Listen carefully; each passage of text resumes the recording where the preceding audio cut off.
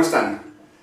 Hoy continuamos nuestra serie de videos sobre temas que en algunas ocasiones producen ciertos malestares, ciertas confusiones a quienes con ellos se ocupan. Uno de ellos, de estos temas o problemas, es el índice. ¿Cómo se calcula un índice? Todo el mundo habla del índice de precios al consumidor, el IPC, todo el mundo habla del IPP, del ITCR, del índice Colcap en Colombia, o del Dow Jones o Nasdaq en Estados Unidos, de la bolsa, o del DAX en Alemania, o el Nikkei en Japón, etc. Hay muchos índices.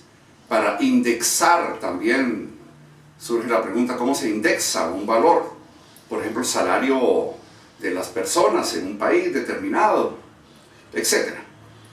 Hay que llamar la atención sobre una cuestión que se presenta muy comúnmente cuando le pregunto yo a la gente: bueno, ¿usted sabe cuál fue el IPC del año pasado o cuál es el IPC a 31 de diciembre del año 2015?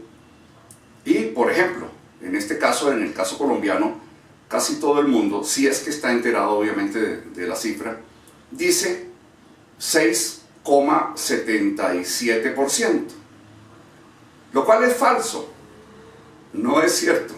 Esa es la inflación. Entonces, la inflación es la variación del nivel de precios de una economía, el nivel general de precios de una economía, que se consolida a final de año, y en el caso colombiano eso dio 6,77%, es decir, en función del crecimiento de los precios agregados de una economía, pero en relación con una canasta familiar representativa para los hogares colombianos. Pero el IPC no es eso, ese no es el IPC. Yo podría decir que ese es la tasa, o esa es la tasa de crecimiento, de aumento, de variación del IPC, pero no el IPC. De tal manera que el IPC es otra cosa distinta. Vamos a analizarlo para que dejemos de cometer ese error de confundir IPC con inflación y poder saber calcular el IPC. En un video anterior ya debimos haber recordado cómo calcular la inflación. La inflación es una variación porcentual de los precios, digo, de un periodo a otro. Es decir, que yo tomo el valor final sobre el valor inicial, por ejemplo, 2015 sobre 2014, lo divido y le resto un 1 y multiplico por 100 y me dará, por ejemplo, el caso que acabamos de mencionar, 6,77%, que sería la inflación del año 2015 en relación con el valor del 2014. El IPC es distinto. Entonces, tenemos una variable independiente, que es la canasta familiar. La canasta familiar es una variable que está ligada al nivel de los precios, a la agregación de los precios de un grupo representativo de bienes y servicios, de mercancías, que constituyen el consumo promedio de los hogares colombianos. Está dado en pesos corrientes, es decir, a valor de mercado. Vamos a suponer que para el año 1, para el periodo 1, la canasta familiar en Colombia estaba en un precio de mercado de 2.000 pesos y que para el año 2 ese precio cierra en 4.000 pesos, por ejemplo. Quiere decir que se duplicó el precio de la canasta familiar. Por tanto, vamos a tener entonces un aumento al doble, lo cual significa, en términos de inflación, que sería el indicador macroeconómico que vamos a tomar aquí en esta columna, que tiene que ser entendido como una variación porcentual, denotado por la letra delta minúscula del alfabeto griego y, por tanto, un valor porcentual. Para el año 1 no tenemos el dato, o si lo tenemos, pues no nos importa para este ejercicio. Para el año 2 equivaldría al 100%. Esa fue la inflación del año 2 en relación con el año 1. ¿Cómo lo calculamos? Con la fórmula que ya enunciamos. Valor final, 4.000, sobre valor inicial, 2.000, menos 1 por 100, da 100%. Bien, es importante entender que para el año 1, la autoridad pública, oficial, estadística, que en el caso de Colombia es el DANE, fija el índice base. El índice base en el caso colombiano está fijado por el DANE para el valor de mercado de la canasta familiar representativa para los hogares colombianos promedios en diciembre de 2008. Es decir, lo que valía la canasta familiar en diciembre de 2008, en este caso del ejemplo nuestro, 2.000 pesos, equivale a un índice base de 100. Debe ser claro que 100 no corresponde ni a 100 pesos ni a 100%. Aunque aquí en este momento podríamos hacer coincidir el índice 100 con un valor porcentual base del 100%. Lo que yo tengo es igual a 100 hoy. Cuando aumenta, por ejemplo, al tercer año, el índice de precios, aumenta el precio de la canasta familiar, supongamos que a 6.000 pesos, yo tendré que registrar un incremento en la variación de precios, una variación porcentual de un 50%. Supongamos que para el año 4 hay un descenso de los precios y la canasta familiar queda en 4.000 pesos nuevamente. Esto significaría que hay una disminución en un o del 33,3% periódico en relación con el año inmediatamente anterior. Y supongamos un último valor, que para el año 5 la canasta familiar bajara, por ejemplo, a 3.000 pesos. Esto significaría una caída en la inflación de un 25% o una desinflación. Bien, ¿cómo se maneja el índice?